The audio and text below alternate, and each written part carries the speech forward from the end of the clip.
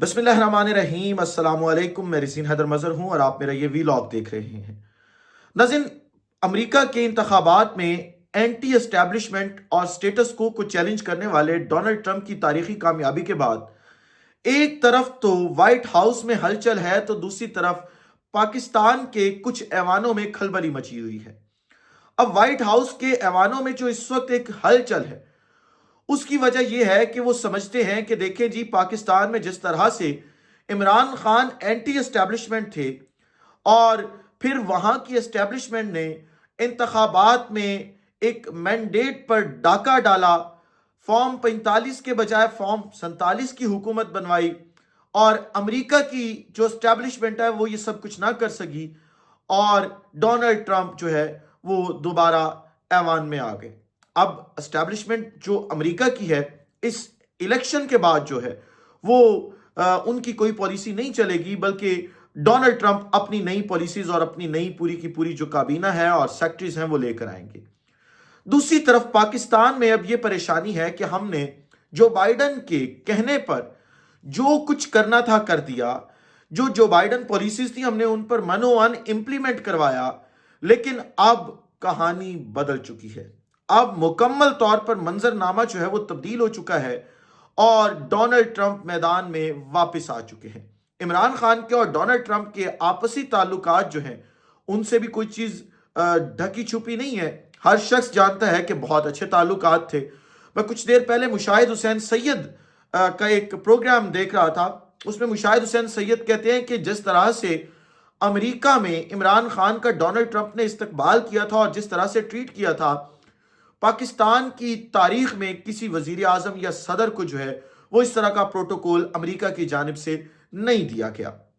अब चीजें आपके सामने वाजे हैं, लेकिन दूसरी तरफ जो है आज जब इमरान खान साहब तक ये बात पहुंचाई गई कि डोनाल्ड ट्रंप इंतखाबात जीत चुके हैं और अब अगले सदर अमेरिका के वो होंगे, तो उन्होंने एक बड़ी प्यारी और खूबसूरत बात की। उन्होंने कहा कि वो जो बाइडन था वो चला गया ना, उन्होंने कोई और बात नहीं पूछी, वो हल्के से मुस्कुराए और उन्होंने कहा कि जी वो जो बाइडन था वो चला गया है। उन्हें बताया गया जी कि जो बाइडन जो है वो जा चुका है। तो उन्होंने कहा कि जी हमें अमेरिका से किसी किस्म की फेवर की कोई उम्मीद नहीं है और ना ही हम किसी उम्मीद की तवक्को लगा के बैठे हैं। ये हमारी अपनी जंग है, ये 24 करोड़ अवाम की जंग है, ये 25 करोड़ या 24 करोड़ जितनी भी अवाम है उसने जंग अपनी खुद लड़नी है। लेकिन मैं ये समझता हूं कि ट्रंप के आने के बाद पॉलिसीज तब्दील होंगी और अमेरिका अब पाकिस्तान के हवाले से भी न्यूट्रल हो जाएगा। अब इस पूरे के पूरे सिनेरियो के अंदर साबिक सदर आरिफ अलवी ने एक खत लिखा है डोनाल्ड जे ट्रंप को। उस खत में उन्होंने लिखा कि मैं बतौर 47वें मुंतखब सदर पाकिस्तान के आपको यह खत लिख रहा हूं और आपको अमेरिका के इंतखाबात में इस तारीखी कामयाबी पर ढेरों मुबारकबाद। मैं ये समझता हूं कि आप जो दुनिया के अंदर जंगें हैं उन्हें ख़त्म करेंगे और एक अमन लाएंगे और जितनी भी रियासतों के हवाले से जो बाइडन की पॉलिसीज थी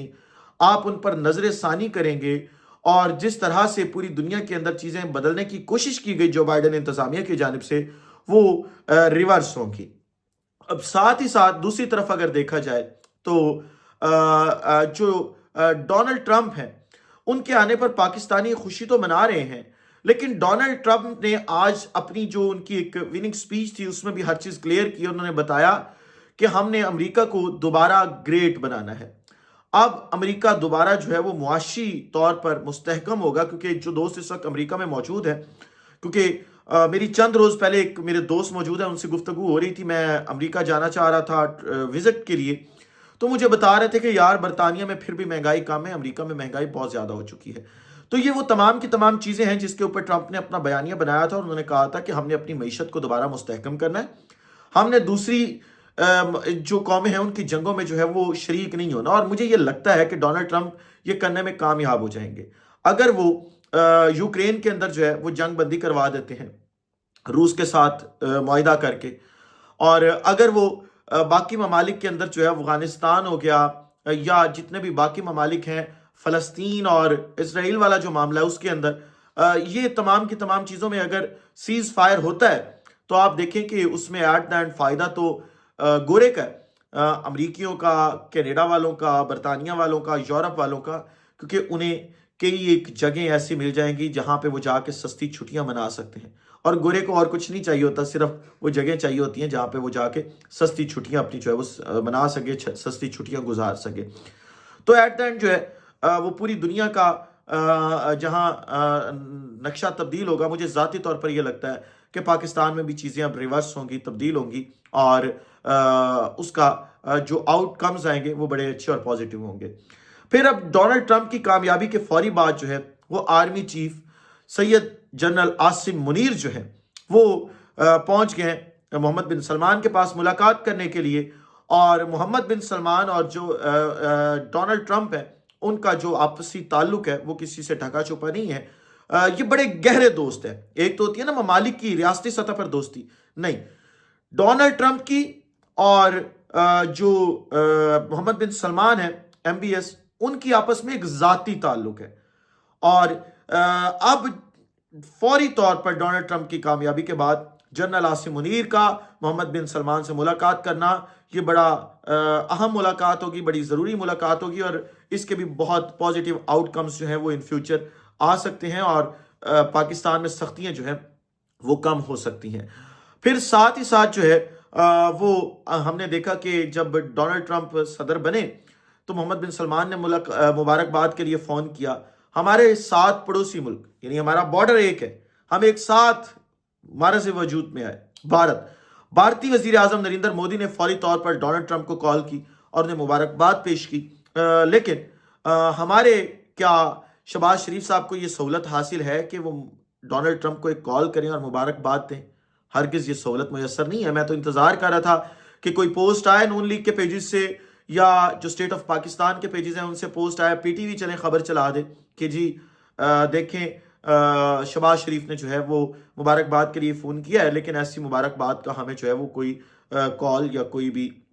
چیز نظر نہیں آئی۔ لیکن دوسری طرف ہم یہ ضرور دیکھ رہے ہیں کہ وہ تمام کے تمام لوگ، احسن اقبال،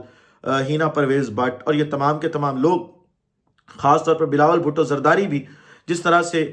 تنقید کرتے رہے ڈونلڈ ٹرمپ پہ، تو بلاول بھٹو زرداری کا آج کا ٹویٹ اگر اٹھا کے دیکھیں تو جس طرح سے انہوں نے پیر کھینچے ہیں پیچھے۔ پھر ساتھ ہی ساتھ اگر احسن اقبال کی بات کی جائے، بیٹر پاکستان، تو انہوں نے تمام کی تمام ٹویٹس ڈیلیٹ کی اور وہ تمام چیزیں کی۔ ڈونلڈ ٹرمپ ہو، جو بائیڈن ہو، اوباما ہو، بش ہو، کوئی بھی ہو،